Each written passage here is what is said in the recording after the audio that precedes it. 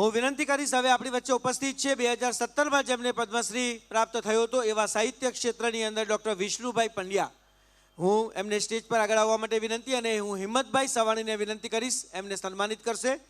મિત્રો, લોકશાહીની ચોથી જાગીર એટલે પત્રકારત્વ, રાજકીય વિશ્લેષણ હોય, સાહિત્યનું દુગવતો સાગર, આ બંનેમાં જેમની કલમે કમાલ કર્યો છે અને સરકાર તેમજ સમાજને હંમેશા જેમણે જાગૃત કર્યા છે એવા પદ્મશ્રી ડૉક્ટર વિષ્ણુભાઈ પંડ્યા આજે આપણા આ કોયલડી કાર્યક્રમની અંદર ઉપસ્થિત છે. એનો આપણને ગૌરવ છે અને હું એમની માટે એવું કહેવાય કે આખા બોલા છે પરંતુ સાચા બોલા છે અને એનું આપણને ગૌરવ છે. હું ડૉક્ટર વિષ્ણુ પંડ્યાજીને કહીશ કે આપ સ્વાગત કરશો શ્રીમતી લીલાવંતીબેન ચાંડેગરા અને શ્રીમતી વિમળાબેન જોગાણીનું, જેઓ સ્નેહલ જેઠવાબેન અને ડોલી કાનાણીબેને એમને માટે સુંદર એવો પત્ર લખ્યો છે કે કોઈ પણ વાતમાં મારા સાસુમાં અમારી રોકટોક કરતા નથી અને મારી જન્મ દેનારી મા કરતાં પણ મારાથી વિશેષ છે. હું ભગવાન શ્રી કૃષ્ણને આભારી છું કે મારી જન્મ દેનારી દેવકી ઉર્વશી તો બીજી મારી જન્મ દેનારી અનમોલ મા યશોદા એટલે કે વિમળાબાને હું મારી મમ્મીને ખૂબ જ ખુશ રાખવાના પ્રયત્ન કરું છું.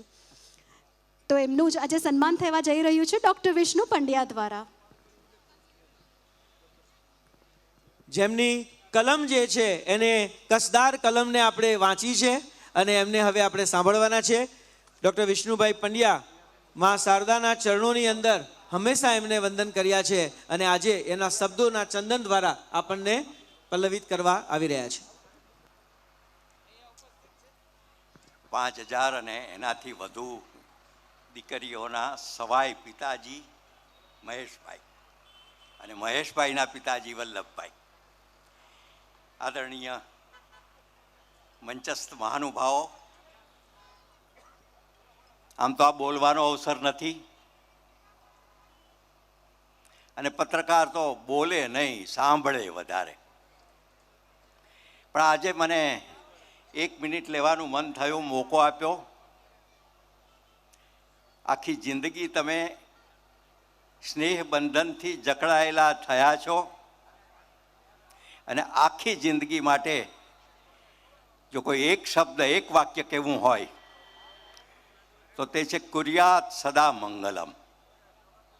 તમારું જીવન મંગલમય હો અને આ જીવન મંગલમય કરનાર સવાણી પરિવાર, હું ચોક્કસ કહીશ કે આ માત્ર લગ્ન સમારોહ નથી, આ પ્રવચનોની માળા પણ નથી, પણ આ એક ઐતિહાસિક પર્વ છે. હું એને માટે વંદન અને અભિનંદન અને આશીર્વાદ આપવા આવ્યો છું. 1 જ મિનિટ લઈશ કે શા માટે આ પ્રસંગ, આ પર્વ એ કેવળ વ્યક્તિનો નથી, કેવળ મહેશભાઈનો નથી, કેવળ વલ્લભભાઈનો નથી, કેવળ આપણો પણ નથી, પણ આખા વિશ્વની ચેતના સાથે જોડાયેલો છે. કઈ રીતે હું 1 મિનિટમાં વાત કરીશ. પૂર્વની પ્રજા, ભારતીય સંસ્કૃતિમાં એક વ્યાખ્યા છે, એક વ્યવસ્થા છે કે આપણે વલયાકાર જિંદગી જીવીએ છીએ. વ્યક્તિ, એમાંથી સમાજ, પરિવાર, પરિવારમાંથી સમાજ, સમાજમાંથી દેશ, દેશમાંથી વિશ્વ અને વિશ્વથી આગળ ઉપરનું. પૂર્વમાં એ નથી, પૂર્વમાં જ આ છે, પશ્ચિમમાં નથી.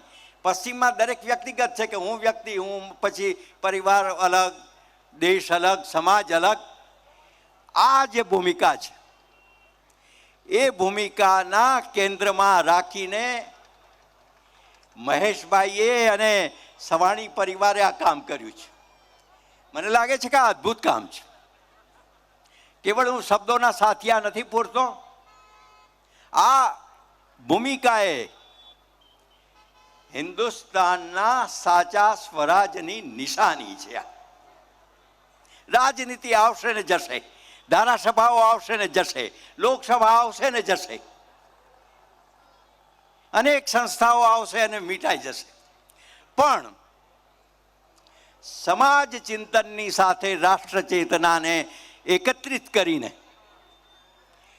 દરેકના હૃદયમાં સંસારથી માંડીને સમાજ સુધીનો ભાવ પ્રગટ કરવો એ બહુ અઘરું કામ છે અને એ અઘરું કામ સુરતના આંગણે આજે થયું છે.